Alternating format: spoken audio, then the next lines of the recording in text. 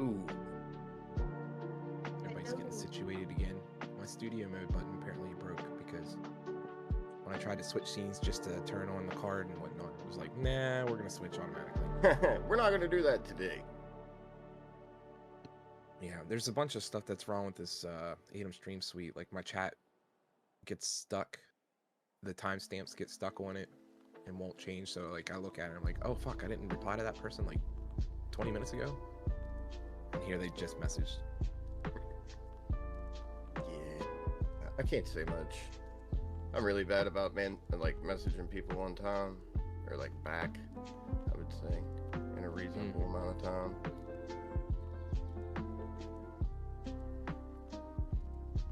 All right. Everybody good? Chaz, what about you, guy? Oh yeah. Are we rocking and rolling now, guys? Yeah, we're good. All right. Let me get my stuff moved around here. Welcome in, everyone. Welcome. Thank you for joining in on our episode 3 of Tavern Talk with Head Removal Inc. We are Head Removal Inc. Obviously, I'm Samwise. You've got the other founder over there in the corner of my screen, Jabooms, our favorite Boomy. You got Myth, our Death Knight, who is like no other Death Knight, Cat, our Murderous Penguin, and Chaz, our Rat King. Thank you for tuning in with us today. Today we're going to talk a little bit about why we fell in love with gaming and a couple other different things, but we're just going to keep building upon that today. So just going to kind of warm you guys up a little bit and give you the run of the show here.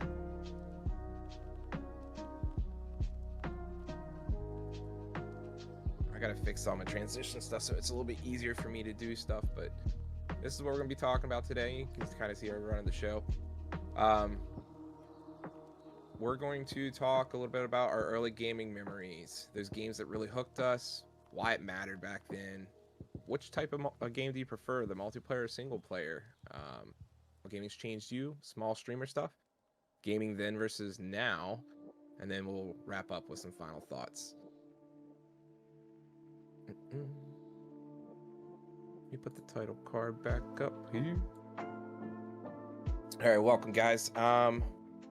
So let me ask you guys, we had the holidays kicking in full swing for us. You know, we had 2 weeks in between their last podcast. What have you guys been playing? I haven't really been playing too much lately because the holidays kept me busy and then back to work, but I've been playing a lot of Apex with Grizzly and grinding through that and a little bit of Guild Wars here and there. I I do need to get back on my Beyond and Beyond kick because I missed the retro gaming. How is the Apex grind coming along, anyways? We hit Plat 4 last night, so got through the gold Oh, lobbies. grats. There you go, Yeah. my guy. Hell yeah, Gold grats, lobbies dude. suck. Yeah, grats, man. I've been pretty well on the same stuff. World of Warcraft, Fallout. I haven't really played anything outside that the last couple of weeks. Holidays were good though. January 1st, got my first Cutting Edge, which was awesome. Got it with Myth and Cat. Woo! Yeah. Congrats, Christmas guys. was good with the family. I know it's kind of late because we didn't get to do holiday on our last podcast with the 2-week thing, but yeah, it was. The holidays were awesome. They were awesome. That's always exciting to hear. What about you, Myth and Cat? Because you guys have the kiddos as well and stuff. We do. So Christmas is good. Our youngest got his first computer at the age of 6. Whoop whoop to him. Oh man, Which- you'll never see him again. Surprisingly, like, he's done very well behaving, listening, being more responsible in terms of has already started with, I've had enough. I need to stretch. I need to step away from the computer if he's getting frustrated. So I think it's really helping him with regulating emotions as well when he gets frustrated. He only plays Minecraft, but apparently at the age of 6, a lot goes on in Minecraft that he can get very frustrated with. So the holidays were good for us. We're getting stuff for our gaming room, so we're excited to start putting our nerdy stuff together in our gaming room, my book stuff. So yeah, the holidays are great for us. What about you, Chaz? I had a pretty One cool. last thing. Go ahead. My youngest kiddo, with the computer, he had inherited the chair. Oh shit. Oh yeah. Oh Yeah, man. I forgot to mention that. That is important. I'm glad you brought that up. That chair will forever live in infamy.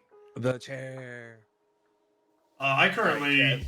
am on the Hearthstone grind because the rankings have been backed up for Battleground, so that's a big deal. And then obviously you guys know my predicament of being an officer of the new guild that I'm in, so there's been a lot of give and take there, but it's been wild. And then holidays wise, like we kept it casual at home. We missed out on seeing my son. He's about a 7-hour drive, but neither one of us wanted to make the trip to see each other, so we just decided to talk over the phone and just wish him a Merry Christmas and send him money like usual. So that was about it.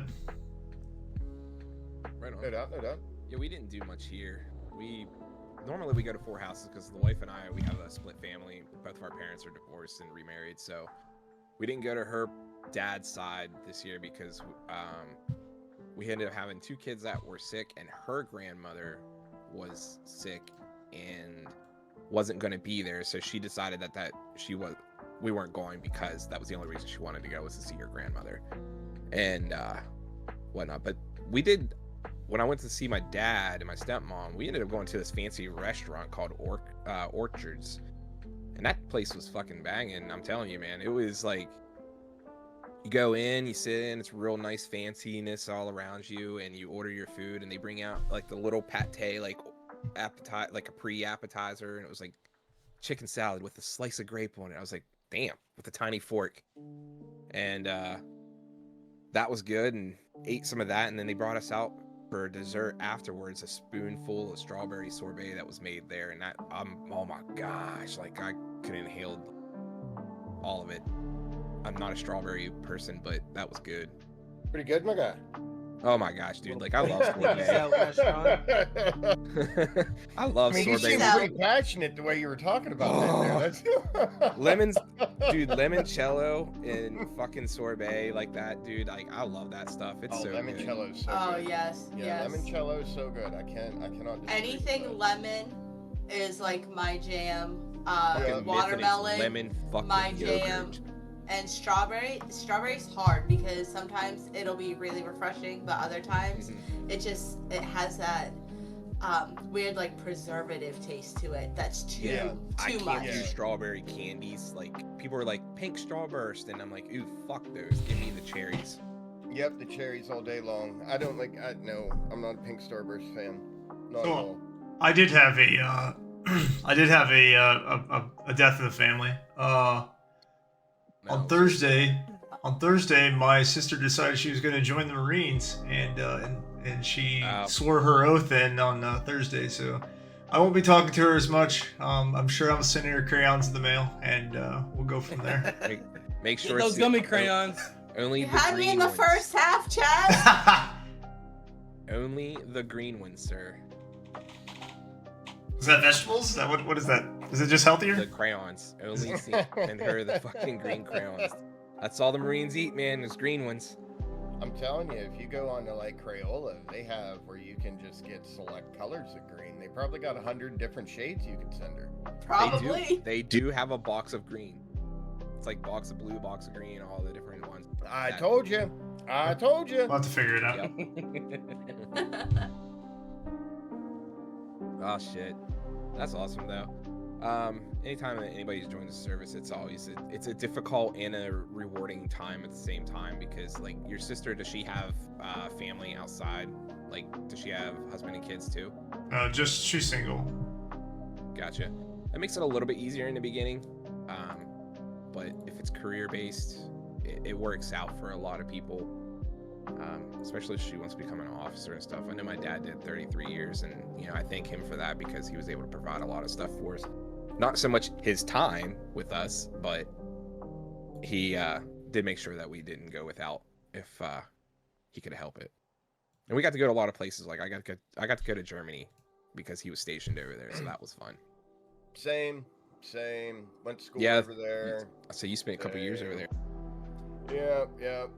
But I mean, like when I was younger, I mean, they moved holidays around. Mom and Dad told me about that. I mean, they just did it according to his schedule. Like if he wasn't going to be home on Christmas Day, we just had Christmas 2 days later. I mean, I didn't pay attention to what day it was. So Yeah. But that was kind of the norm growing up. I mean, it was. I mean, outside, as soon as you got out of the military, you started driving trucks, so it ain't like it got any better. True. Right. All right, so what's today? Today is the early gaming memories, correct? Like what we remember, what our earliest memories are with gaming. So I guess we'll start with Sam. What's your earliest memory about gaming, my guy? Oh gosh, dude, I have so many core memories that are all evolved. Good morning, Green. I mean, around- Star-Lord. Good morning, Star-Lord. Around gaming, man. I can always remember like waking up at my dad's house, because like I said, him and my mom split when I was little, but I would wake up. I can remember coming down the stairs and sitting at this really old computer desk with like those like sliding door shells that would like look like accordions where they roll up in on themselves. I know what you're talking about. Yeah, the And old ones. Yeah, and getting them floppy disk out and sticking in my dad's computer. And the first game I remember playing was Rampage, and I love that shit because I could be a fucking lizard and it would play in Lizzie or George or Ralph. Ralph was my favorite to play as. No dude. doubt. No doubt. And I was gonna say I was about 3 or 4, because we had stuff like that, like Atari and things like that growing up. And I didn't really spend a whole lot of time on those, but I played a lot of Nintendo when I was about 5, and Mario was like pivotal then because my mom had the Nintendo and we would play that together, and she would be the Luigi and whatnot when we play 2 players, and she could never jump over a hole or something right, and she'd die, and I'd be like, here mom, let me get you past the hard part. And I'd take over and I'd just be like, jump. I'm like, see, there you go. And then she'd die like 2 seconds after that again. I'm like, all right, never mind. I don't think I remember Rampage. I'll have to check that one out. There's a movie now. Well, that's been I out for a while. I But remember the movie, but I don't remember the game. Like I'll have to go back and check the game out. I don't remember the game.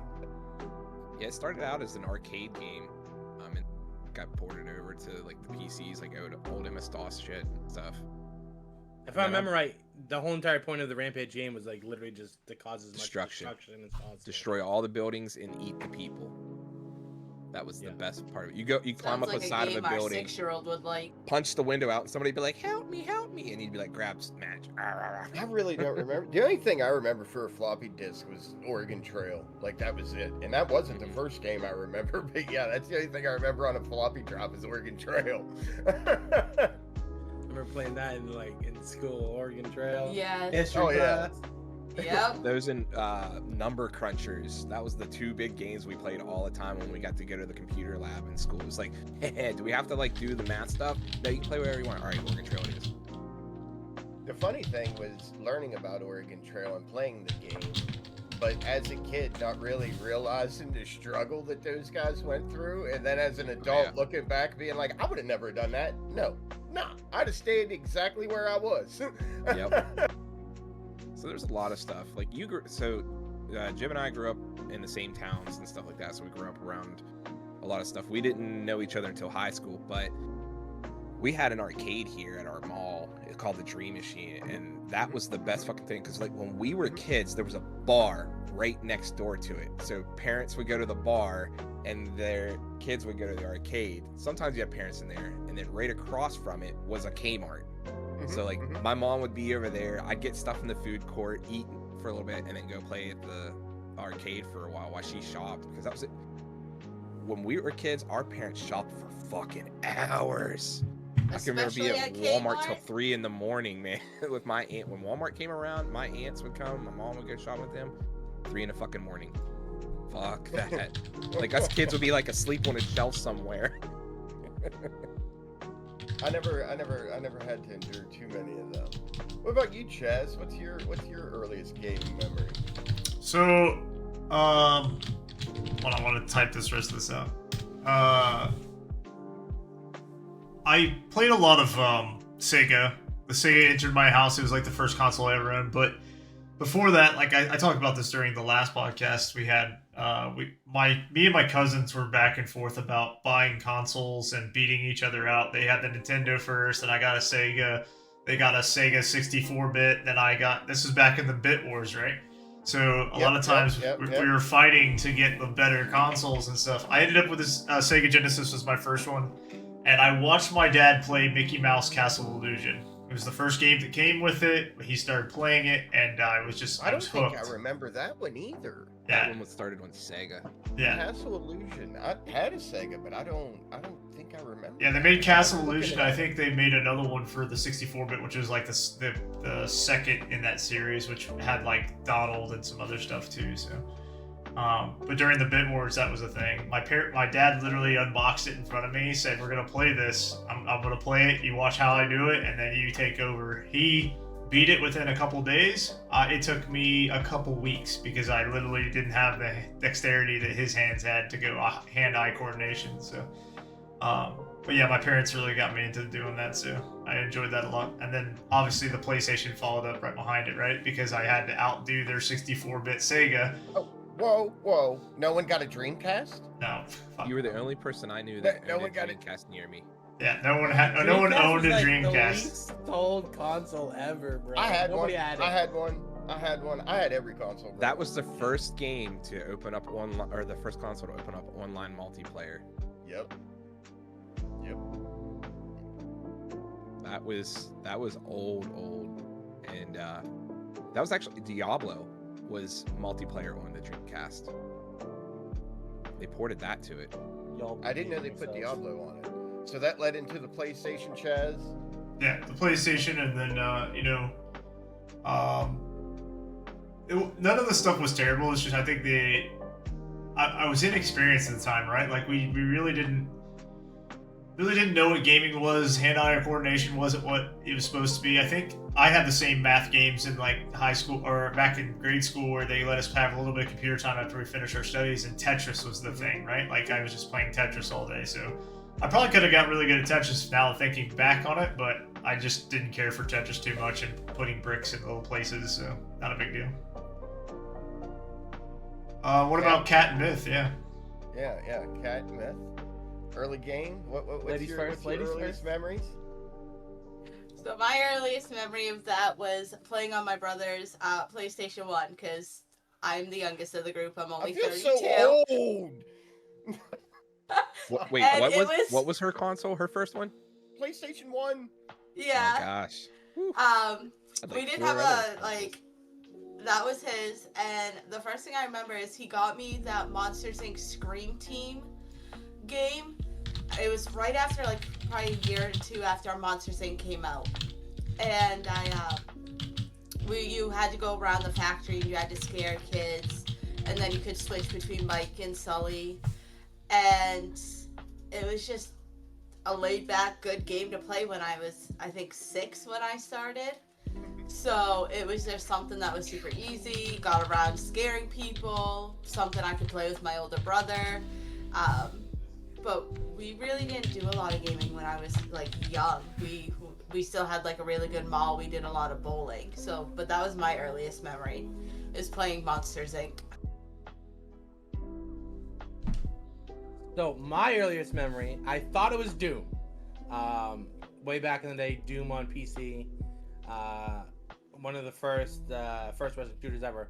But thinking back about it, I had to look up this game to remember the name. So on Super Nintendo, there was a game you played cowboys called Sunset Riders. This game came out, I think a year or two after I was born, in the very early 90s. And this is a game that me and one of my brothers, when I lived with my mom, we would play the shit out of this game all day long. I don't think we ever beat this game. This is one of the only like console games, non-RPG console games that I played that I don't think I ever beat. You can play 2-player, you know, the brother hook up a good old second controller, you play another cowboy. You know, cowboy shooting things, upgrading your bullets. It got a little crazy. But other than that, not a whole lot of console gaming outside of that, and since it was, you know, I had a Nintendo, it was Mario. But then Doom on PC was something that I played the absolute living hell out of way back in the day. So you guys are talking about like all the Segas and 32-bit games. Here's another one that Jeb might know. Maybe Chaz if they had it around here. But does anybody remember Sega Channel? No. Sega Channel. No, It I was don't something remember. the cable company here had, and it ran through the cable Oh company. no, we never really had TV a whole lot. It was growing a up. it was Yeah. a box that was looked like a Sega game on the bottom, but it had a big box that plugged into the top of it, and it was a cable cord that ran into it. And every like 2 weeks, the game library would refresh, and you had different games you could play, and you paid the cable company in order to be able to do that. That was the fucking shit, because like when your game came around that you like absolutely jammed with, Mhm. you were on that as much as possible. I don't remember that. Now I remember like Game Shark and stuff like that. Game Genie? You know, I mean, they were around Game Genie, yeah, you know, for Yeah. like cheating and stuff like that. But I don't remember Sega TV. Like I don't remember that at all, dude. Like, which is crazy. Yeah, that was I guess the fucking best. I guess I'm the last one, and like Myth, mine kind of changed too. I was gonna do Gauntlet, but when he brought up Germany, I remember this, and I remember it plain as day now. And this was the first time that I seen video games, knew what video games were. It's when, so it was kind of weird how like I got over there. So like Dad joined the military stuff, he got stationed over there, and then a couple months later, Mom goes over. I stayed with my grandmother. 2 months after that, I finally go over. So when I get there, Mom and Dad have a Nintendo.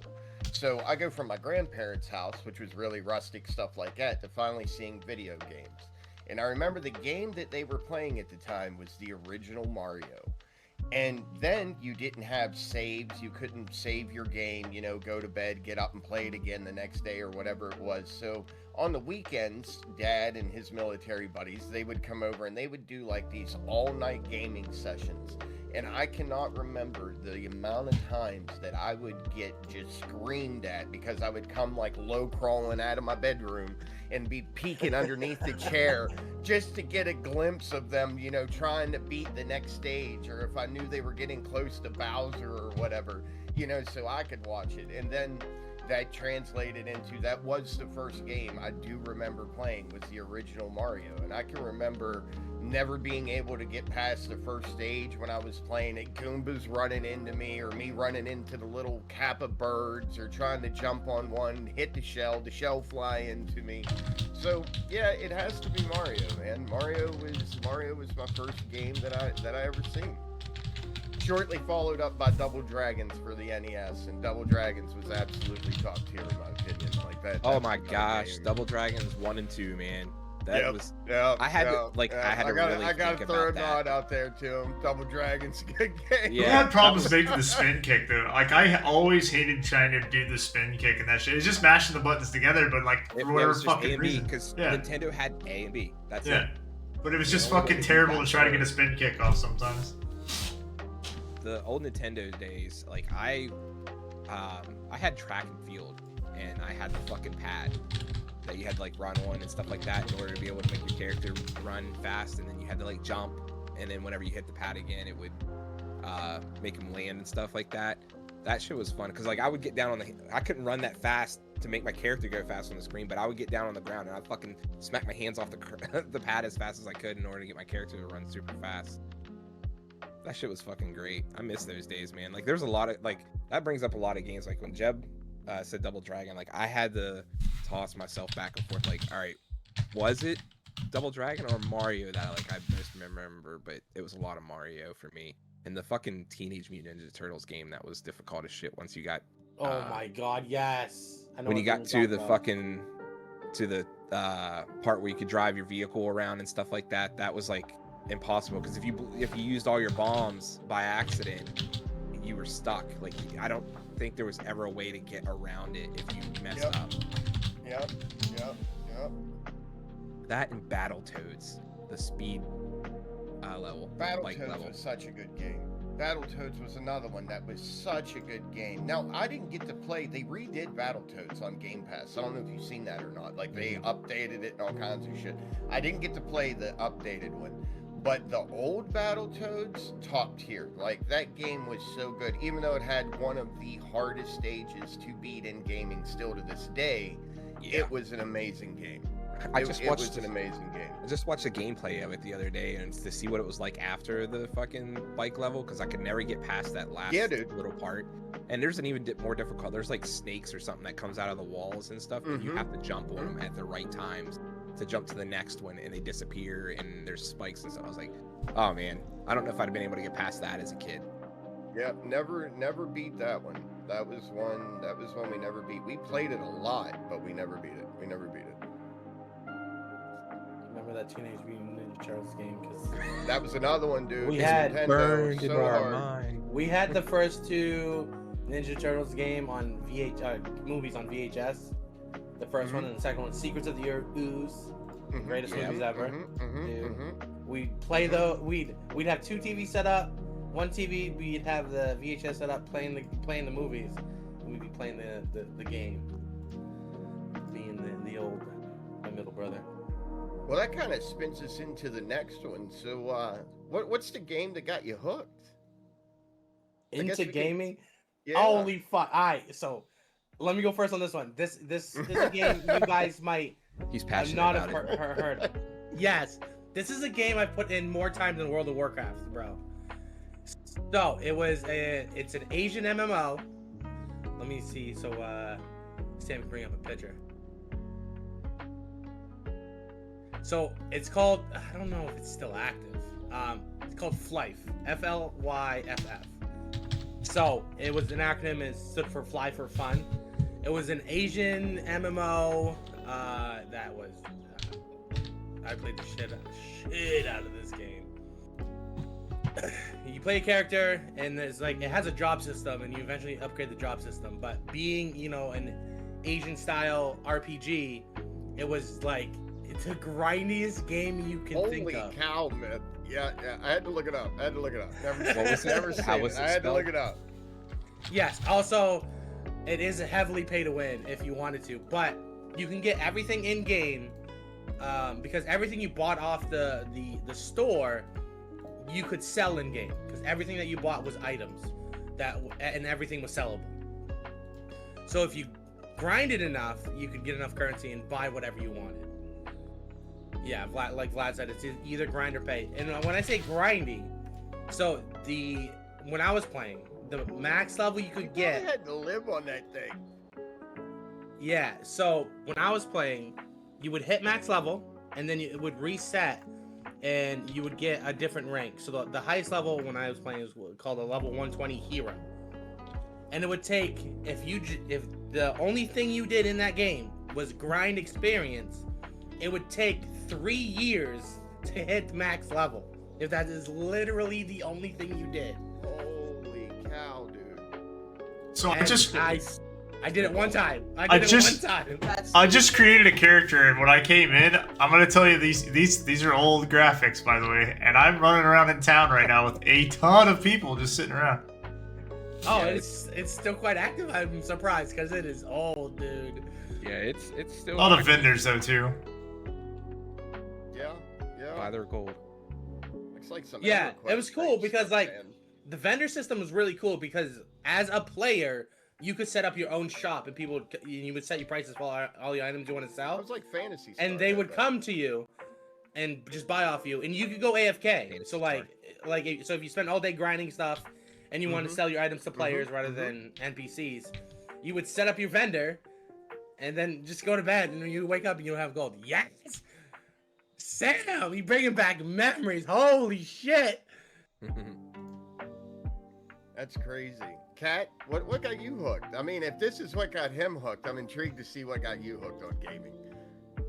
So my journey didn't start till later in life. I wasn't like, my family wasn't big gamers.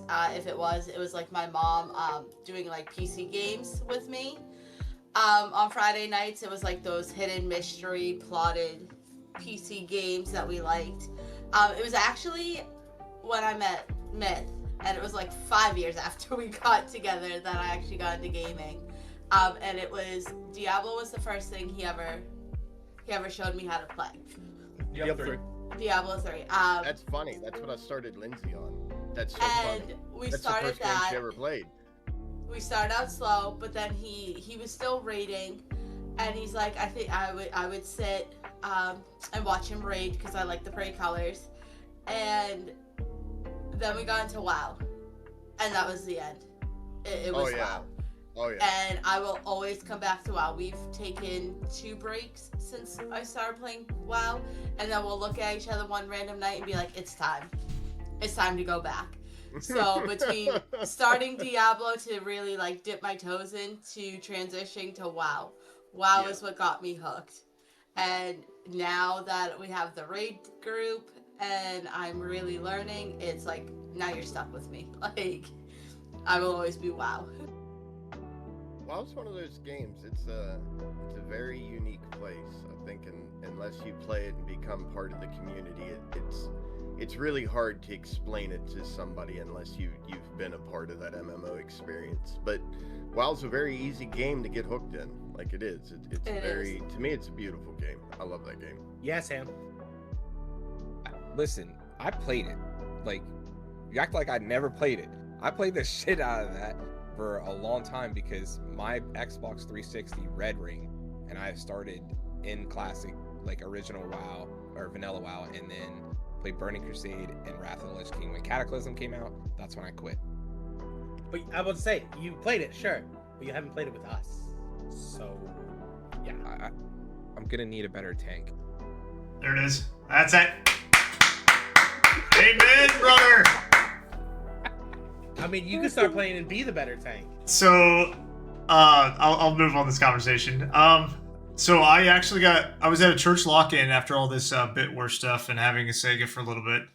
We ended up getting a PlayStation around Christmas, and as I said, I played Final Fantasy a little bit. I did some other stuff. Road Rash was a game on PlayStation that was transitioned. Road Rash was amazing. Yeah, Road Rash. It's so funny you bring that up, dude. That game was great. Me and my dad played it on Sega and PlayStation. Yes. Yeah, and the third guy, Cobra, I think his name was, or something like that. He always had the chain, so you had to steal that shit from him and then fucking go wax the other so two. Good.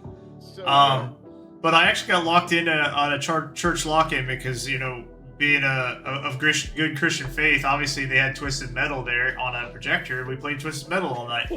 So we were. Makes sense. That's where the competitive nature of gaming came in for me. I think I was like 15 or 16 years old.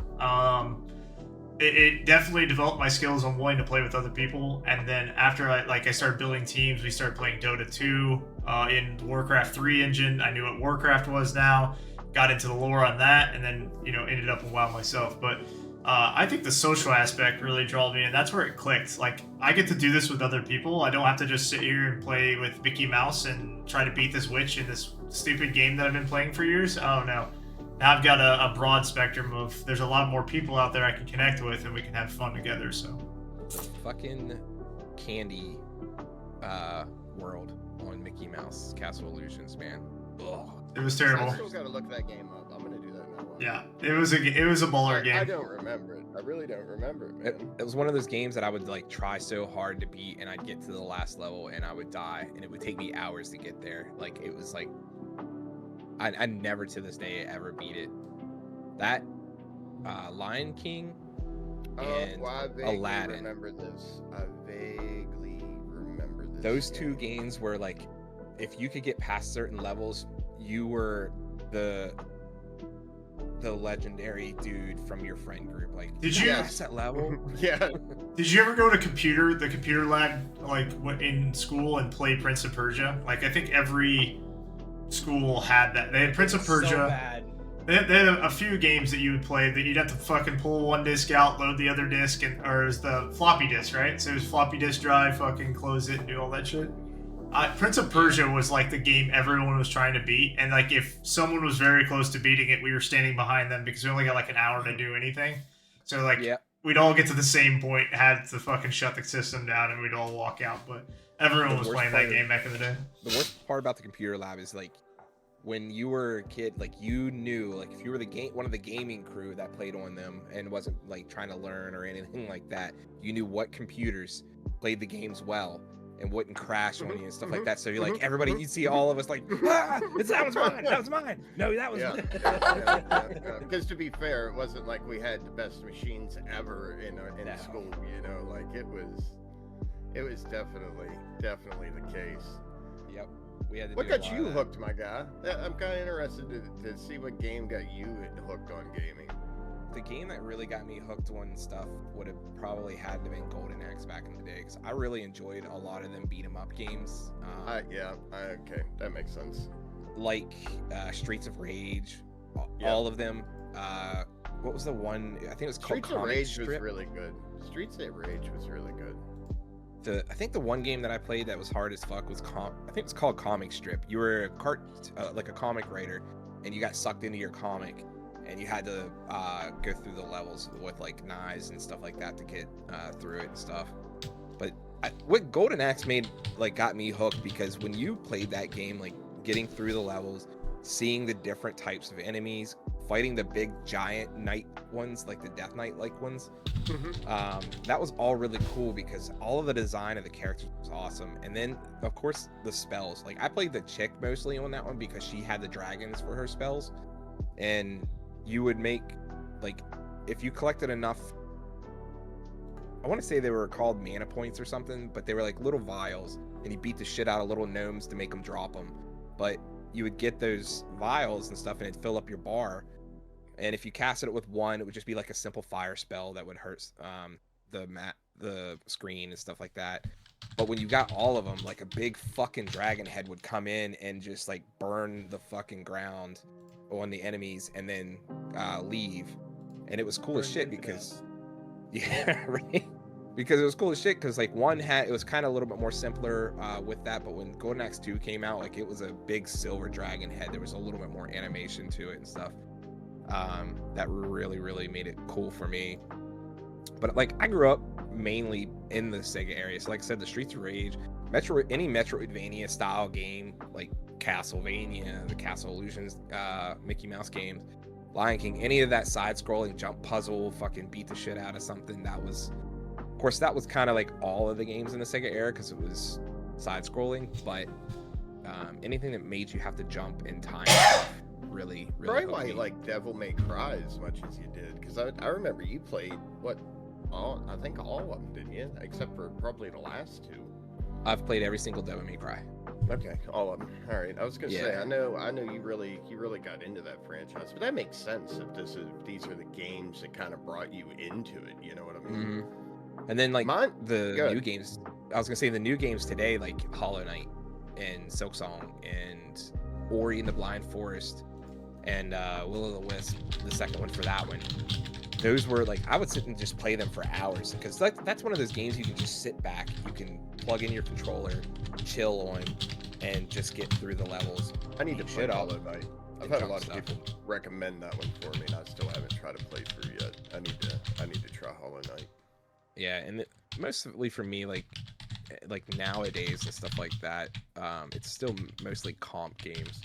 Like anything competitive, I like to play, but I only like to play those typically with friends, and then like single player games, of course, because I just like, if I'm sitting at my computer and no one's on, I'm gonna sit back and I'm gonna chill. I'm gonna work on something, or I'm gonna play a game that I can just plug the controller in and leave my chair back on.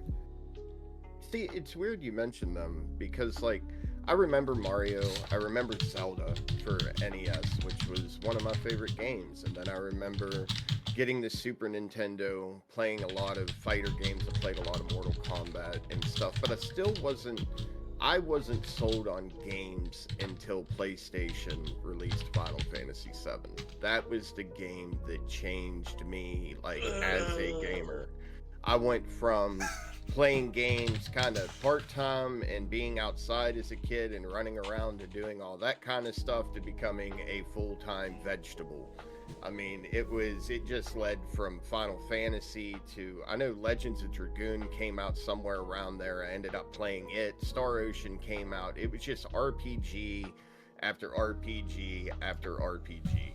But leading up to that, I mean, it was just sporadically I would play games, because we moved around a lot as a kid. And I mean, I would be with my parents, my grandparents, kind of back and forth. So it wasn't like I had access to consoles constantly, like all the time. And my parents were really good about, you're not playing games all day, get out, go do something, you know. So you only had a couple hours a day you'd play games, and it would mostly be filled when I was younger with like I said, Mortal Kombat. I played a lot of Mortal Kombat when I was younger, but Final Fantasy VII, that's the game, like, when I think back, that changed me and turned me into like a passionate gamer. It was definitely Final Fantasy VII. I'll revisit the game once I get a proper controller, because keyboard controls in that game, toxic. When you get in that controller, because I was enjoying watching you play. I'm just saying. So maybe today after work. Speaking of work, I do have to head out now. Oh, you heading out, my guy? Work. Yeah, I gotta be to All work. right, yeah, Myth's got to leave us, guys. Everybody say Yep. bye to Myth. He's got to go make some money, so he was going to be Yeah, over here he for a does. little while today. I'll be here making cat Go money, work that except for fucking maybe, corner, man. except for maybe $30 to buy a controller for my PC so I can play more Final Fantasy VII, because it was enjoyable except for the controls, which it's just not good. We'll put a pin No in that, doubt, because no I doubt. might get a blind book package to compensate for the $30 he spent There you on go. that game There you go. It's controller. only fair. If I get something, wife gets books. It's fair. Like, it's fair. Right? Yeah. Even though she's Yeah. way ahead of me at this point. That's all I'm going to say. Oh yeah. All right, peace out, guys. Take it easy, dude. Have a good Yeah, day. dude. Bye, dude. Catch you tonight for game night. Of course, I'll be here. you know he's gonna want to kill Chaz and Duck Duck Goose, whether it's his job or not. Watch your back tonight, Chaz. Star-Lord. So I'm gonna point that out. Whenever I was a kid, if I was at my dad's house, our stepmom would make me and my brother play outside, while my two stepsisters could play inside in the air conditioning. So yeah, we had to be outside. Like, it was a requirement. That's The only time we brutal. it would be hot. Me and my brother would just be sitting in the basement with the door open, because we were allowed to play down there or outside, and the basement was cooler. So like, It's we're like playing in the there was basement. you wasn't allowed to veg inside. It's like I said, by the time I was playing games like that, I was in middle school, so this would have been Yep, 96, yep. 97, you know, leading into the 2000s. So times were definitely kind of changing. So that leads us into like multiplayer and social gaming. Yeah, so what's the first time gaming felt like it was social to everybody? Because not all of us grew up in the multiplayer era. Like, we didn't have Xbox Live and that at first. So Sam, we'll go ahead and start with you.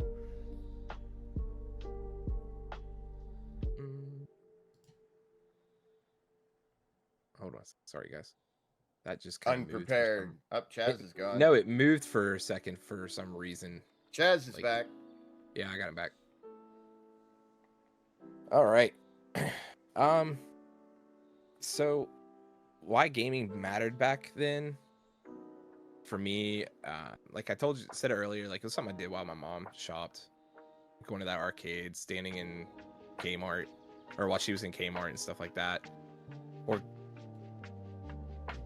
most of us are probably old enough to remember Walmart in the electronics section and having the little screens above the fucking stuff, and the whole purpose of doing it like that. Yeah, the whole demo. the whole purpose of that was so that way kids would not play as long, because it was like this, like you were leaning up like that. But little did they know how resilient we motherfuckers were when it came to games. I always want to know, like, why they got rid of that. Like, why? Like, now when you go to Walmart, there are no little game demos and stuff. But I remember for the longest time, me as a kid, and then even as I got older, you would pass through there, and it was always cool to see the little group of kids huddled around their buddy, you know, going on like trying to beat a stage, everyone cheering them, and all it was a little game demo you could sit there and play. But yeah, now they're all gone.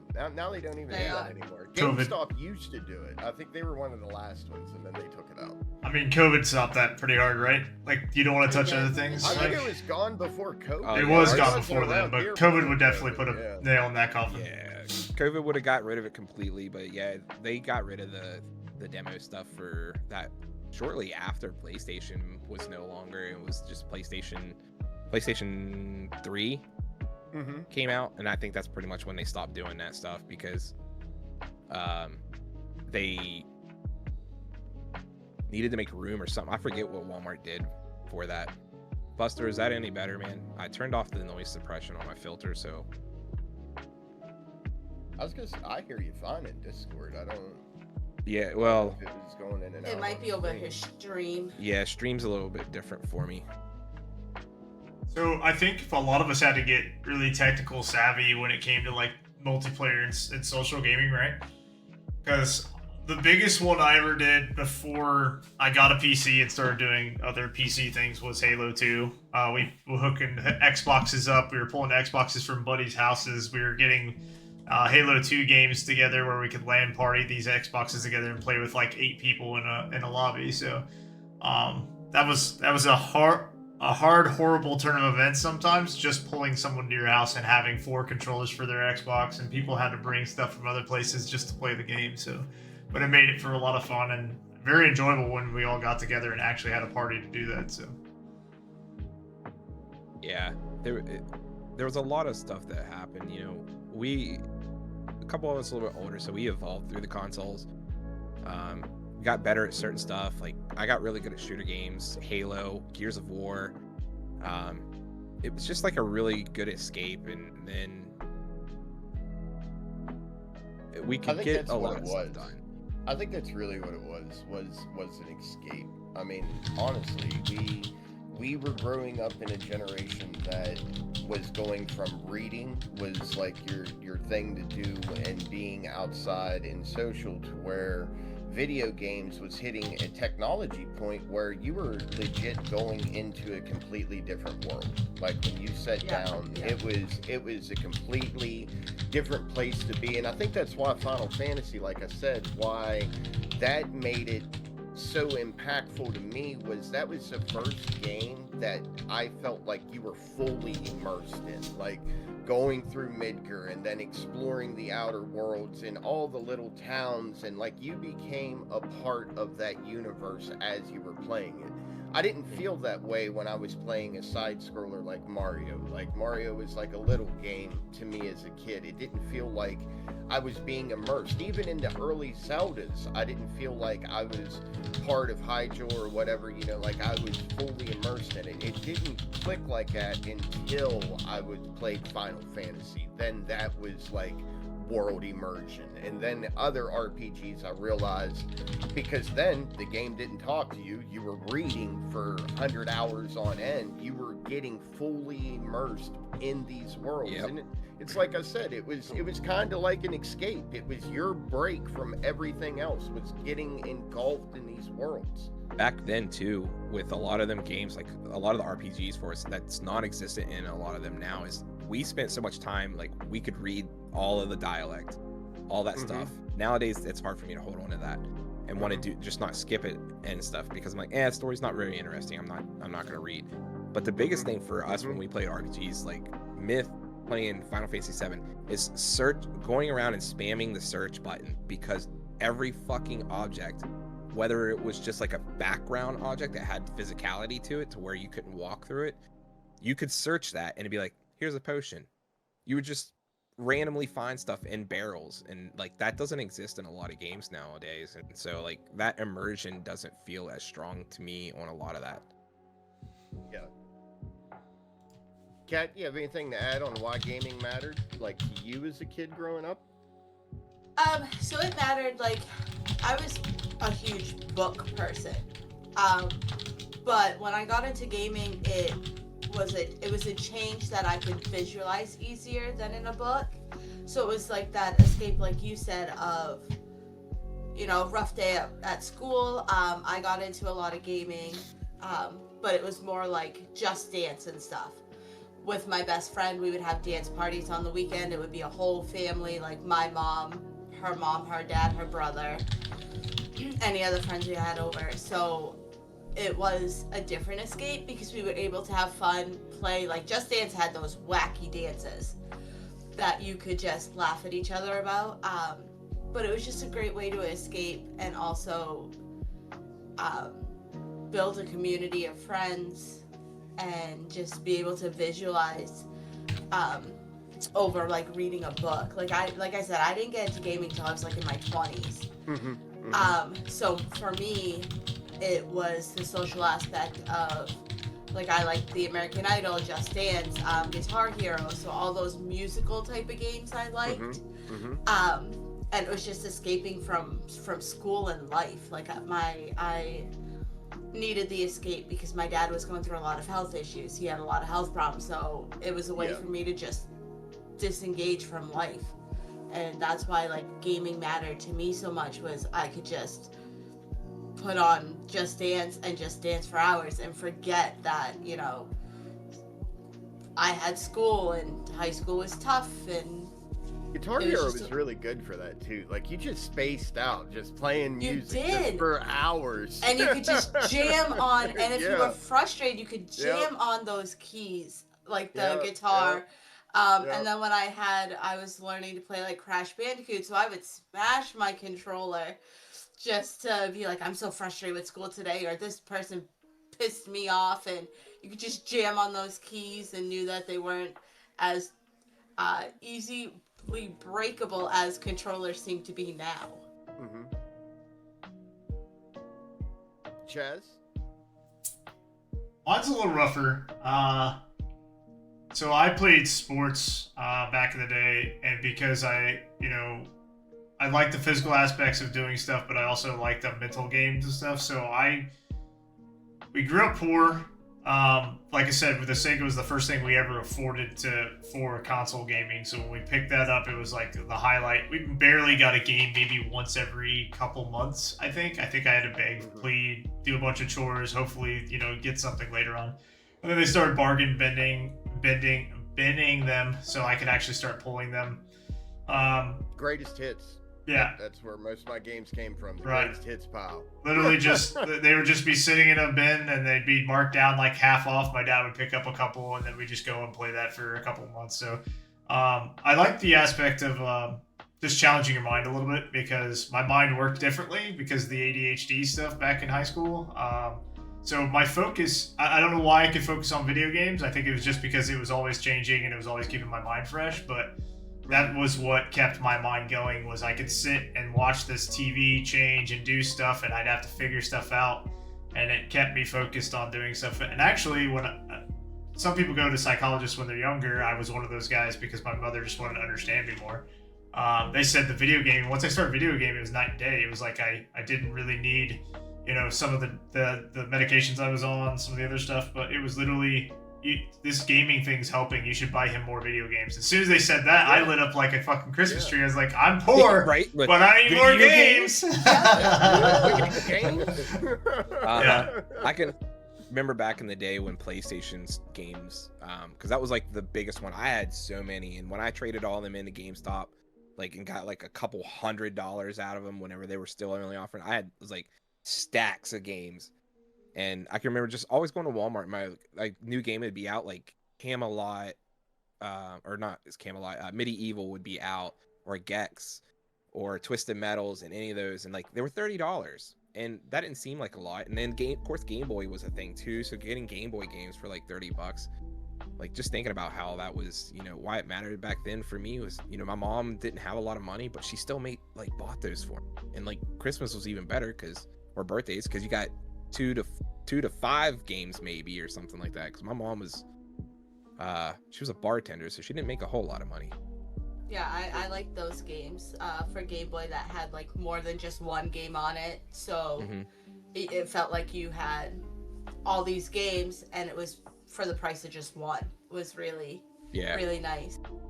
Pokemon and Kirby's Pinball, those are my favorite Game Boy games. Now I played Galactica. Now we're moving to the topic we should have been on, but I skipped one because there's something huge that none of us has mentioned that I feel like is really big, and I've been holding it back. I've wanted to say it 3-4 times now, but we're going to go to multiplayer social gaming. Now, this is good. The first time that gaming felt social for me, and I'm surprised no one mentioned this because I was focused on multiplayer and all kinds of stuff. Who remembers renting video games? Where you and your buddies would get together, you would go to Blockbuster or wherever. When we were younger, we would be picking out which games we wanted to beat. I mean, at the time, it would be like Mega Man or whatever. That's what the first time gaming felt social to me. Like I can't believe you mentioned Blockbuster. That's a blast from the past. When we were doing the script for this, I was thinking, the first time it felt social was, once I started playing like Halo LAN parties or whatever. No, scratch that. The first time it was social was when me and my bros was trying to pick out a game that we were going to play on the weekend and try to beat. Like that was the first time gaming felt social to me. There was so much for that, the whole multiplayer and single player side of things. And like I'm gonna make some people feel old here. Does anybody remember the mascot for Domino's way fucking back when? I remember. Was it the Noid? It was the Noids. Yeah. Yep. And they had a video game. Nintendo game. Yeah. Yo Noid. And I played the fuck out of it. So did I. The yo-yo and shit, dude. Yep. We would go to the town next door the Noid. I remember the Noid now. The little red dude.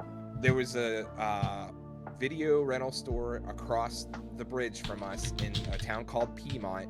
It was like underneath the fucking apartment complex, and that was the only place that ever had that game, and I would go over there and rent that shit like every other week and play the fuck out of it. I love that game. Like that was my single player time. I'm like, no, fuck away, go away. I only got like 3 days to play this, and then I gotta pay for it again.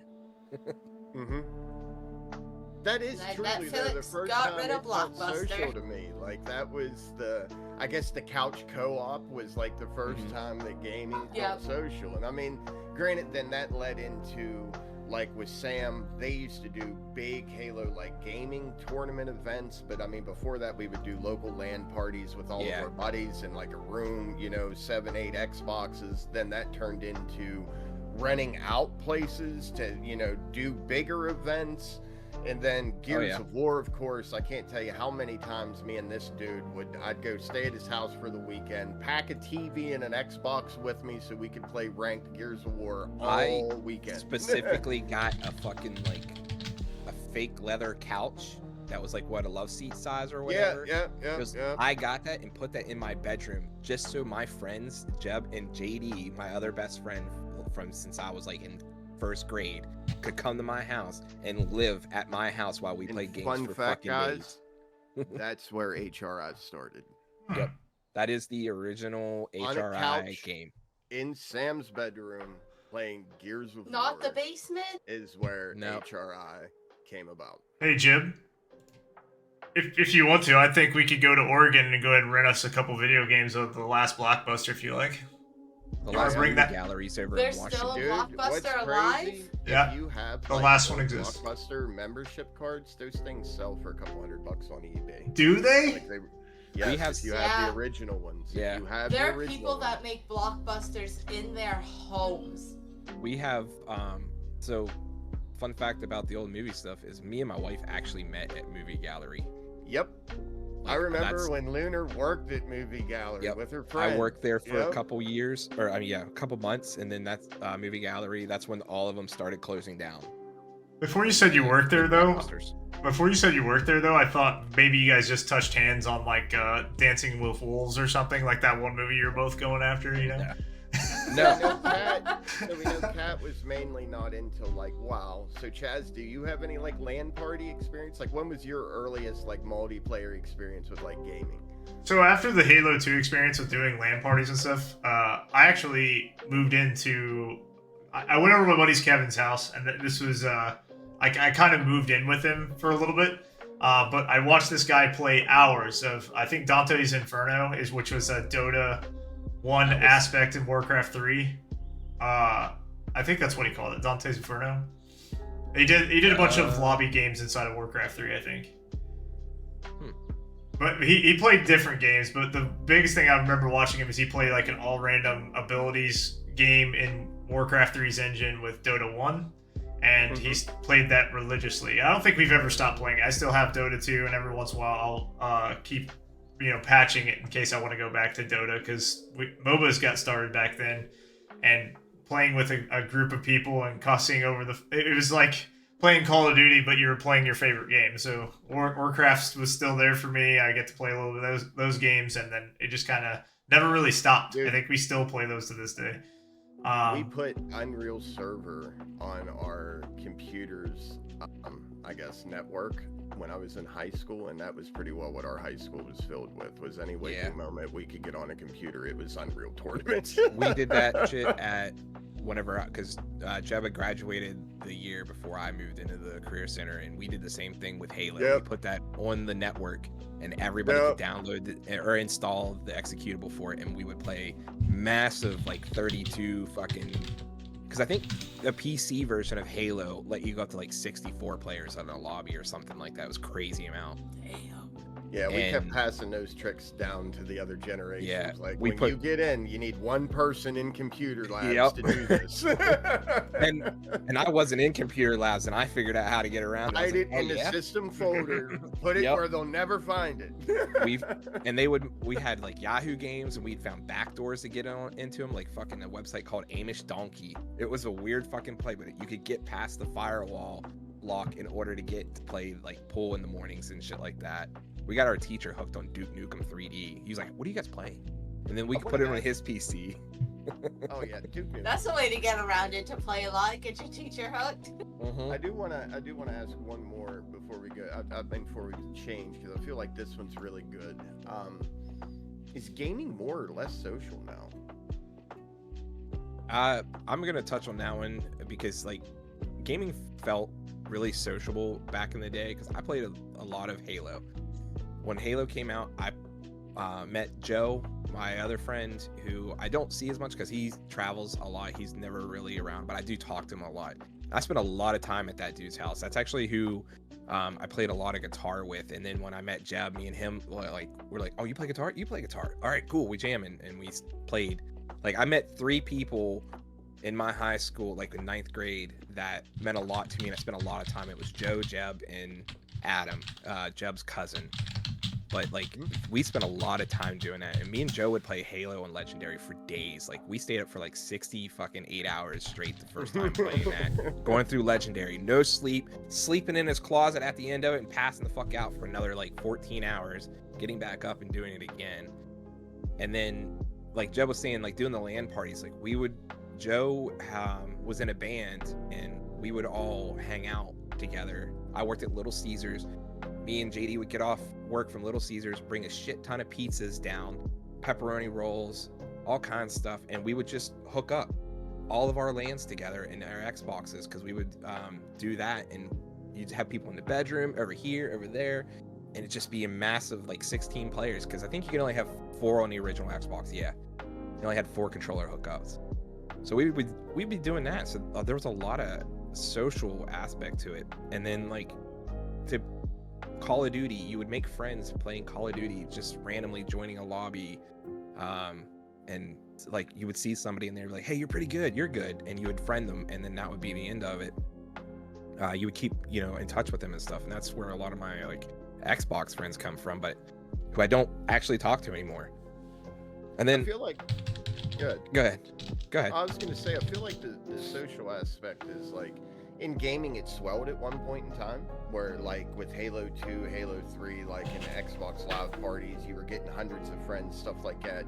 But I feel like almost in a way, like you could take WoW as an example, as it got more competitive, the socialization kind of like slowed down in the game. Like there's still people that's looking to get in guilds and try to get, you know, try to progress in the game, but it's nothing like it was during like Lich King, you know, where there was casual people everywhere looking to get in groups, stuff like that. There's people that's even hesitant to talk in dungeons now due to being scared of getting flamed or whatever, you know, whatever it may be. So I think it's definitely more social compared to what it's been in the, like when gaming started, but I don't think it's at the height of being social compared to what it was years ago. Like I feel like it's constantly evolving. I think we're seeing a day and age where like gaming's kind of declining a little bit. I mean, we don't know if the generation behind us is even going to take the games like we did, you know? Yeah, I mean, for me, like games feel a lot less social, and like I competitive games are my favorite games to play. Like I play Apex Legends now, and that's my competitive, my main one.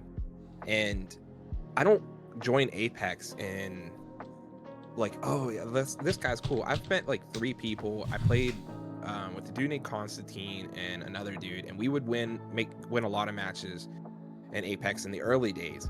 And I became friends with them and I talked to them, but then they just kind of disappeared. The one streams, I think, still, but I don't really talk to him as much. And I met one other person who I played games for a while, and me and Grizz would play that. But like, it's not like in the day where you would go through and, like I said, you would get into a lobby and you would become friends with these and you would fill your list up, and then you would have to go through your Xbox list and be like, my friends list is full. Who don't I talk to? Oh, let's get rid of that guy. And whatnot. And then unless you're playing like an MMO like you guys do when you're playing WoW, you don't feel as sociable. Even whenever I play an MMO, I don't really talk to a lot of people in the game unless I have the friends that I'm playing it with, because like I have to have existing friends play that game with me in order for me to actually like communicate in that game, or else I'll just solo everything I can possibly solo. It's just kind of the way I work. Well, going from the social aspect, we can just lead right into it. Like, how's gaming changed you? How do you feel gaming's changed you? Oh man, it keeps the brain young. I'm gonna say that. If I didn't still game today, my coordination would be shit. I'd be slowed down. My reflexes would be absolute shit. And you can tell that your reflexes are slowing down a little bit as you get older because you can't respond 100%. to that guy No, shooting 100%. Yeah. Yes, 100%. And anybody that says that, you're just not old enough yet. Yeah. So like there was a lot of stuff. It developed me there. It's worked in its way in a couple things, like helping me get into my career influence. Because originally when I was going to college and stuff, my first attempt at college, I was going to be a CODA for an occupational therapist assistant, and I did like 2 semesters of that, and I was like, I don't want to do this anymore, and I changed my career path to an animator because I wanted to actually like make video games, but I didn't want to just be like one part of it, because there's so many different ways that you could get into making video games, and being an animator meant that I could make video games, or I could do movies, cartoons, anything like that. And eventually I was like, I don't want to do this either, and I got into IT because I work on computers all day. I got really into gaming and stuff like that, and computer gaming. And because of that, I built I built computers for myself, friends. I fixed them. I was troubleshooting at my old job. I was like the non-paid designated IT person in our stores, and they'd be like, hey, can you go to this store and fix this? And I'm like, sure. You're gonna have to give me gas money kind of deal. But that's what really, like, I can say actually like changed me. Kat, what changed you? How did gaming change you? Was it an improvement? Was it a decline? Was it a regret? maybe all three. It changed me in terms of, I would guess like problem solving, because for a while it was like I'd go to Myth, but now it's like I have the resources to do it myself. So problem solving, but like Sam said, keeping me young, especially where I have 2 boys, not just 2 boys, just 2 kids. And You have 3 kids, don't lie. True. Yeah, let's be But honest. he can't defend Let's himself. be He's honest at work. And now I'm seeing it from my 6-year-old's perspective, which he's obviously growing up with 2 gamer parents, and they love the colors, especially when we like really started raiding, and they would ask us all these questions, and it's kept me young, but also seeing it, like experiencing it through my kid's 6-year-old eyes. And all he has is Minecraft, and it's not even the online version, it's just the very base level Minecraft. And he'll come over and he'll be like, Mama, you need to come see this. And I'll be like, okay buddy, what are you showing me, because I didn't play Minecraft. And he'll just tell me, and the excitement of seeing him and knowing that I feel excitement for something as simple as him saying, Mommy, I have a horse. Or, do you see the donkeys on my farm? I built a farm. And it's so simple. But the joy that I didn't have when I was younger from gaming, because I didn't game, is what's really changed me, is hearing that stereotypical, your kids shouldn't game, it's not good for them, they need to be outside. Okay, yes, that's true. But you see the excitement when a kid does something on a difficult level with very minimal help. Do you see the excitement of a 6-year-old, or whenever they start gaming, be like, Mama, look what I did, or Daddy, look what I did. And it's just mind-blowing to be like, I do see that, and I'm proud of you. And yeah, they can love sports, but they can also love gaming. You just need to moderate it, because sometimes it can be bad. It is an addiction.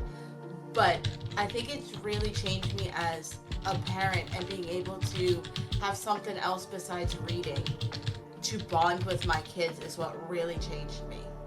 And I'm talking as like someone who got into gaming a lot older than most of you guys did. That's so a really for cool me, perspective, though. I like that. it's seeing my kids start out where I would have wanted to be. Like, my regret is not knowing about it sooner. Like, yeah, I had friends that started with Halo, but I didn't go over, like, they were just casual friends. It wasn't like I was over there every weekend playing. It was just I'd hang out with them. Oh, okay, this is cool, I guess. And that's my regret, is that I wish I had done it sooner. Mm-hmm. And then I could be like you guys, of having all those core memories of being in your bedroom with your best friends on Friday, or renting from Blockbuster. But to me, it's watching my kids just experience that excitement and that joy. Yeah, it's a good one to have. It's an expensive hobby, but it's a good hobby because it keeps you safe, and like a lot of people don't realize that. And that's actually what a lot of the new generation now is talking about. You know, like you see all these people post like, yeah, I'd rather have a man that plays video games all day and is home safe, or a wife. It's whatever role you guys are part of and stuff like that, rather than going to the bars. I don't like to drink and get drunk.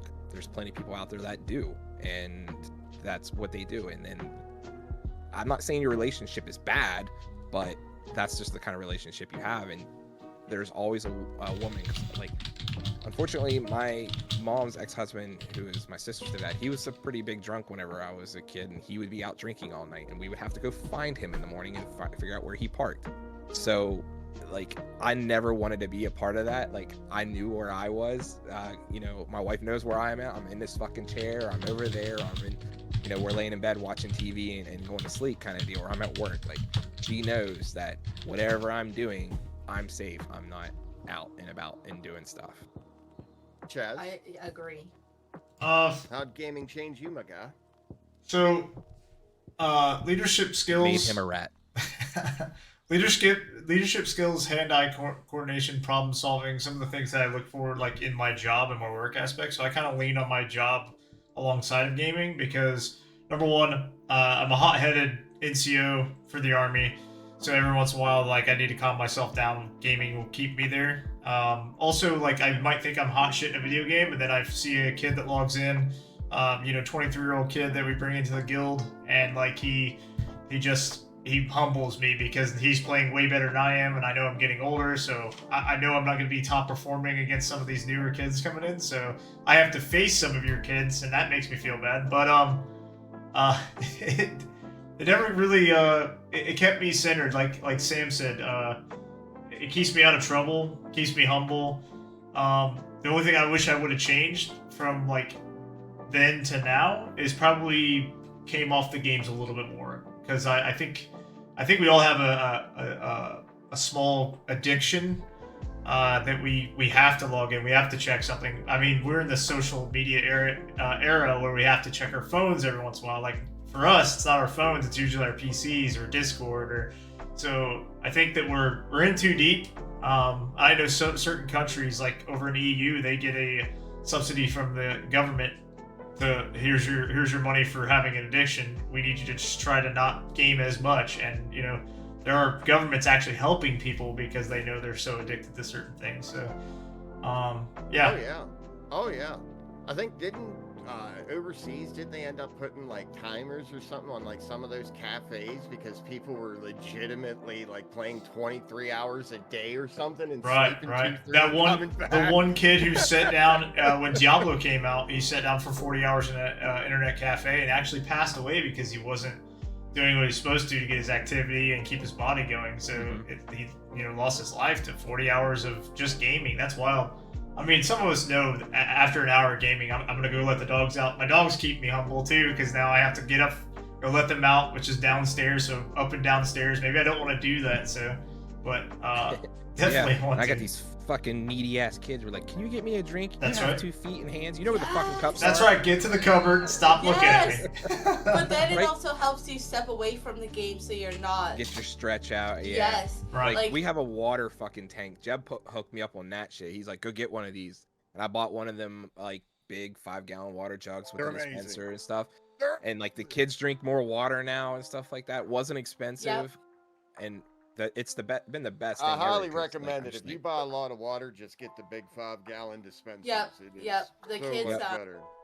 I Just drink hot, like cold, and the colder. Hannaford sparkling water. It's our store brand. Hot for tea, hot for ramen, everything. Just So be good. careful, because inside those, like I live in Louisiana, so a water source like that can get the gunk real fast and have a bunch of mold start growing in it. So just be careful and watch the filters on those things. yeah, you do have to wash your filters or get new filters depending on which kind you have. pretty Yeah, I was prominently thinking of talking sometimes. a myth about getting a water thing, just because I'm the only one that does a lot of water intake, because I just drink water unless I need like caffeine. I don't really drink juice or anything, but I was thinking of talking to him about that, especially like in the game room, so that because he'll drink like Mountain Dew, Gatorade, but he'll sit there for 8 hours, and I'm like, did you even move? Yeah, I moved because I needed the food, or the dogs need something. I'm like, okay, what about you? Did you eat or anything? Yeah, I had whatever I could grab off the pantry, because we have like our pantry over here, like the metal shelves that hold snacks and whatnot. And I'm like, when I go remote, I'm gonna make sure you take a break like every hour and a half or 2 hours. Like your life is gonna change. I've started doing it. Yeah, so Good. are you going to roll or you want me to roll? No, good. All right, so we're gonna roll over into the next topic, which is a non-gaming but / gaming thing, and that's getting Gaming podcast. into gaming, guys. It's gaming. So we're gonna talk a little about like our streaming career and streamer like small streamer stuff, because like none of us are like partners or anything like that. We started small. We're still kind of small in the aspect of like we hold, some viewers. Sometimes it's a lot, sometimes a little. We get out there and stuff like that. So like a lot of our streaming careers just started mostly because we were playing video games. We're like, this sounds like a really good idea. Why don't we start streaming? Because we're playing games. Like, why not just do both of them at the same time? And mine started this past year in around the April-ish area. I can't remember exactly my date, but Jeb started streaming. What was that? Last November, because I think I just got like my 14 like November, sub. October. Yeah. Yeah. So he and I decided to launch this community, and as we talked about before, it started 20 years ago when we were playing Gears of War, like the original one on an Xbox 360 in the fucking bedroom on my couch. And I started streaming about 4 or 5 months after he did, and I mainly at first, like, I said, let me make a Discord, let's do this, we'll go full force, we'll merge all of our Discord communities into this one community, and we'll start attracting some people, and that's how we got Myth and Chaz, who have brought their community over into our Discord, and of course we have the others who aren't present on our podcast, like Barry and Godsmack and stuff, and Nobles, who's no longer with the HRI team, but still friend of ours. But we have all these things come over, and like I said, I did most of that and moderated until I was like, finally, I need to just start streaming, like be part of the whole thing. We'll have like a whole HRI community content creator streaming group, not just, you know, one or two and then me doing the moderation. And I saw no reason not to start streaming because I was playing games. I was already sitting here, like I said. And I'd have to say, like, the biggest surprise for me was like thinking like I'll at least have, you know, a couple of viewers, right? Like I won't often be sitting at 0 and talking to the fucking void, but that is something that you got to understand going in, and a lot of people don't tell you that, is that you're going to talk to the void a lot. Yes. When you're And starting, yes. That's you're not the going to have hardest those part viewers. for me. Yep. And then the reality for it is, you know, it takes a lot of time to just get that one consistent viewer. If we didn't have these guys here who are like, we were all here for each other, and primarily, you know, we'll come in, we'll say something, we'll lurk, we'll pop in a half an hour because we'll be doing something, that kind of stuff. Like we wouldn't have the one viewer, the two viewer, the three viewer kicking all the time. But that growth is going to slow down, and it's slowing down more for me because of my effort that I'm putting in. Like I have work, I have kids, there's a lot of stuff, and I try to do a lot of the things for the community here to help these guys out as much as I can, because this, for me, this wasn't a money making thing or anything. This is just a fun thing. It was literally, that's it, just a hobby. I have a shit ton of fun doing it. I like to tinker, and But it's growing. it is growing. And I'd love to be able to quit my job and be like, I make enough money agree. streaming now. But right now, that's not a reality. And That's I what can't keeps do me that. doing it, though. It's the fact that it's a hobby, and and we enjoy it. I think that's what keeps everybody in this panel doing it, because none of us is raking in money. It's sitting down in front of a camera, getting the 9-10 frequent viewers that we have, or the people that do play with us, because we genuinely enjoy it. It's a good time jumping in Catastrophic Endgame in the Chaz's, you know, guild's Discord the other day, and meeting those guys and just ribbing one another. It was a really good time, man. But it's the community that I met within Twitch is what keeps me logging back in every day, because I look at streaming as the same as logging in Discord. I'm just getting to talk with my other peeps that I don't get to see within Discord, you know, and it's become that social aspect that drives me to keep doing it. And then, of course, meeting people, which I'll do a plug here. We're going to have Shay on our podcast next week, who just recently got partnered with Twitch. But meeting streamers like him, you know, and then getting introduced to his side of Twitch, which came Godsmack and, you know, Keybound Couple and all these other streamers. That was the biggest surprise to me. Like, I thought it was going to be a really loner world for a long time when I started streaming on Twitch. But to be fair, if you meet the right people, there's all kinds on here that's driving towards the same goal and will help you push towards your goal and will raid you and, you know, give you tips. And that was the biggest surprise for me, is how receiving a lot of other streamers were on Twitch. Being a new streamer that was coming in, asking questions, lurking in channels, and doing stuff like that. But I know what keeps me going. It's because I love gaming and I love streaming. So Jazz, what about you guys? Like, what got you into the streaming and like some of your small streamer woes that you feel? We started back playing when we started getting progressively better at Dota 2 and some of the other stuff. We had a bunch of like friendly games that we'd have a bunch of people coming to lobbies and stuff with. I think back then we were using Ventrilo and stuff like that. But we had a bunch of people and like they were just like, dude, I think you could do something really cool and like we should just record this and put it in a YouTube video because YouTubes were the rage then back then. And once Twitch came out and I kind of saw what they were doing with it, I started streaming back in 2017. But literally, I just wanted followers. I just wanted people to be in there because as I'm playing a game, I get bored out of my mind doing the same thing over and over again. And I'm going to tell you, most of the games we play are repetitive in some kind of nature. So having little stop-ins from a person that wants to just talk to you every day opened up a lane for me where now I'm not just playing this, I'm logging on for other people. And when they follow me, I can literally just engage with them once a day and just, how's your day going? What games are you playing? Maybe they'll get me interested in something else other than what I'm doing right then.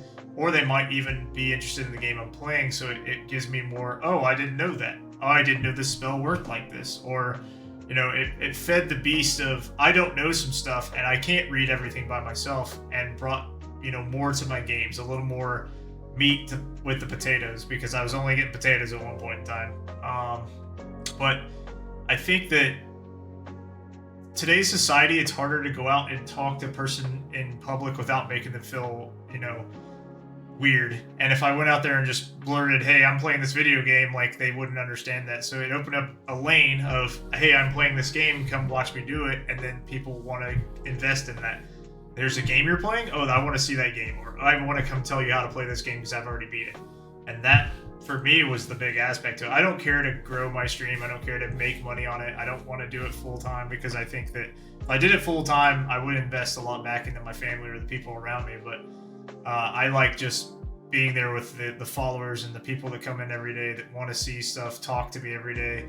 Kind of keeps me a little sane when I get down to it, because if I just logged in and played WoW, did what I had to do in WoW, and logged off, I'd feel bad. I literally would start feeling bad about playing that game all the time.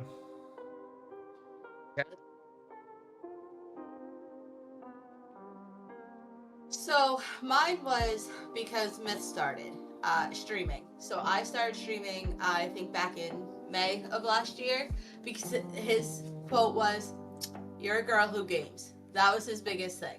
He's like, "You're a girl who games, and we can, I stream too, so we can play off that couple wife antagonistic, like, I'm always in trouble with you." And I'm like, "'Cause you are, but that's beside the point." Streaming. And the hardest part for me is talking. Like, I'm very introverted. It takes me a while to warm up to somebody. And the talking into the void, especially if you guys aren't around, like, he's like, "You should stream without me." And I'm like, well, that'd be all great and all, but then half my vibe is missing of, your stream coming up and seeing like my chapstick fly and hit you because you said something absolutely dumb or you did something absolutely dumb. So it's been really hard. And then when I started working full time, it was the time aspect of, I'm a mom, I work full time. When am I gonna have time to stream? Like, weekends for me is trying to reset the house of cleaning, getting ready for the next work week, school week. And I'm like, I don't have time. He's like, every time you log into WoW, just open up your stream. It's and I'm like, it's tiring. It's though. very if you're tiring. Working and doing all that, and we talked about that last week. Like, those who have jobs, I am more than empathetic for how you guys are streaming, because I just do basic house stuff. I take my wife to work, the kids to school, and I pick them up daily. And there's some days that I don't want to stream, and I'm not working a job on top of it. Like, that's I'm usually just that's not. my Thursdays, man. I'm like, oh, I don't want to do it. Yep. And then I like, Myth was like, well, what about raid? I'm like, raid, it's really hard. Like, you're not constantly changing like in keys, so it's a new key and stuff. They're just watching you fail at a boss constantly, especially if you're progging. Like, the decline in viewers when that happens is a lot. I'm like, plus I'm not good at multitasking, so I'm focusing on the raid, on what like our raid leader's calling, the fight, everything like that. And I have to turn and look and interact with stream as well. It's a lot. It's a lot. But when I go remote, we planned it out, and we're gonna be saving 40 minutes a day. That'll add up in a week of driving to and from work. And that'll save us time that I can actually, just get on stream. And then the other thing that I have a problem with, I sit at work for 8 hours because I'm a phone operator for a health practice. Who wants to come home and immediately get back on the computer and stream for however many hours? I'm like, my back is like, I might be 32, but my back is hitting like 50, 60 right now. Trying to sit for 8 hours of working with very minimal breaks to stand up. Yeah. It's very, very hard. Like, I found a pretty cool desk that I'm looking to get. It's like a standing desk, but it has shelves and shit like that, because I might start doing that a little bit more. Desk. No, that's like, so I can get up, like, or raise and stuff like that. Like, I can do back and forth. I'm not doing the standing all day. Might as well put a treadmill under you. Or those little feet bikes. Make it fucking generate so I can be the hamster for my computer. That's right. Yeah, So I was thinking of doing that when I go remote, is just to get, we don't know what our setup is. It's whatever they decide to give us. So we don't know if we're getting a laptop and like a monitor or a full, like, the full Berg, tower, everything. Once we find out, then I can talk to Myth and be like, I would love a stand-up desk, so I'm not standing 8 hours, especially when we start raiding like 3 nights a week. Yeah. It's a lot. Like, I need to stand. I don't mind sitting when we're playing like our games here, because I know if I'm like, especially like on Saturdays, if we're in like Ducks Duck Goose, I can be like, guys, I don't want to be in this game just because I need to step away and stretch or whatever. But being committed in the raid group, I'm like, I need to sit. There's no way I could stand and try to raid. So that's 13, 14 hours with maybe 2 hours in between from when I stop working to when raid prep starts. That's a lot to sit in a chair with very minimal movement. Well, yeah. So, and it is. And with that, guys, we are getting closer to the end of our time. We are going to move on to our final thoughts, and I'm going to fire this off with a kind of a rapid fire question. I'm going to ask each of you guys real quick. Chaz, what was your favorite gaming era, like consoles? Back during the console wars. Nintendo to Sega to PlayStation to 64. Like, there was just so much going on. Pick one. No, it was just that era itself. I love the console wars. The whole era. The whole era of it. All right. Kaz, what was your favorite genre of game to play? Fantasy, definitely. Anything WoW, Final Fantasy. I did play Final Fantasy 14, so fantasy genre is my favorite. Jeb, what solo or multiplayer games? Gotta say multiplayer. I enjoy my solo time, but multiplayer. You WoW nerds. And for me, the last thing I'm going to say right here is the one game that everybody should try once. And it's not just one, but it's Final Fantasy 7 through 10. We got Myth doing it. That's where we're going. I agree with that. We're going to say if that. you haven't played the Final Fantasy, stop being that person. Fucking play them. They are the best game to sit and chill with. Yep. Yes. They're Get that controller. Good. Steal Myths if you got to. So good. So, yeah. So gaming matters to all of us, guys. It's what keeps us together, what helps us build all these relationships. It's a community. Can't stress that enough. Like, we are doing all of this stuff. Touch base on today. Yep, gaming definitely still matters today for a lot of people. It helps a lot, mentally, physically, socially. All of that stuff falls into gaming and why it does even matter. Career-wise. Yeah, career-wise. Some people in this group here could become, career-centric with it. So, but guys, we are out of time now, and we are going to end it with our usual. And thank you for joining us. We love you guys. Firing up the chat. keeping it going, asking questions and stuff like that. Hop in the Thank you. Discord. We definitely love having you guys in the Discord. Keep the Discord alive. There's the link for you guys. Any ideas for the next podcast? Again, we're going to have Shay joining us for it to talk special about guest the on the larger 24th. streaming stuff. Bigger. Make sure you guys tune in. How to get the partner in, all the fun stuff, maybe some advanced skills that we don't have yet. So till then, guys, tune in next week or 2 weeks from now on the 24th, same time. And remember, guys, keep your head on or don't. Enjoy.